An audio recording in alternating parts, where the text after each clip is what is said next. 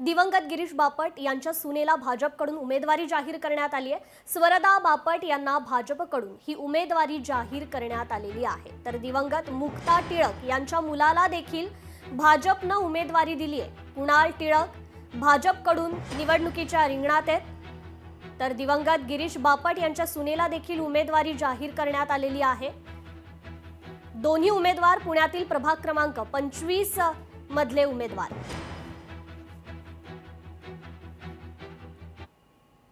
तर तेजस्वी घोसाळकर यांनी देखील उमेदवारी अर्ज दाखल केलाय। घोसाळकरांनी भाजपकडून हा उमेदवारी अर्ज भरलाय।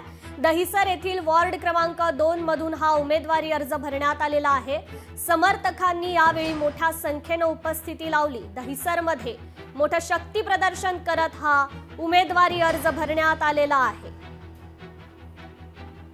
आज भारतीय जनता पार्टीतर्फे 2 नंबर वॉर्ड मधून मी आज फॉर्म भरलेला आहे आणि त्या निमित्ताने मनीषाताई पण आमच्या आमदार त्या पण उपस्थित होत्या। त्यांच्या हस्तेच आज फॉर्म भरण्यात गेलेला आहे। खरं तर भारतीय जनता पार्टीचे मी खूप धन्यवाद देते की पहिला फॉर्म हा मला दिलेला आहे आणि मी त्याचं खरंच एक सोनं करून दाखवेन की म्हणजे काम कसं करतात तेही एक मी करून दाखवेन।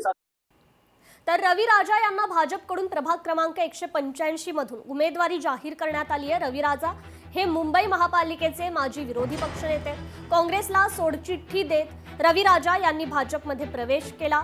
रवी राजा यांचा मतदारसंघ महिला आरक्षित झाला होता। तर धारावी येथील प्रभागातून रवी राजा यांना भाजपनं संधी दिली आहे।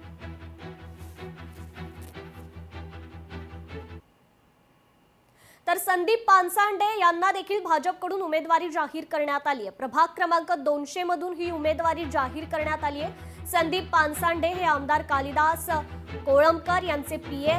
भाजपचे मंडल अध्यक्ष म्हणून संदीप पानसांडे यांचं काम आहे।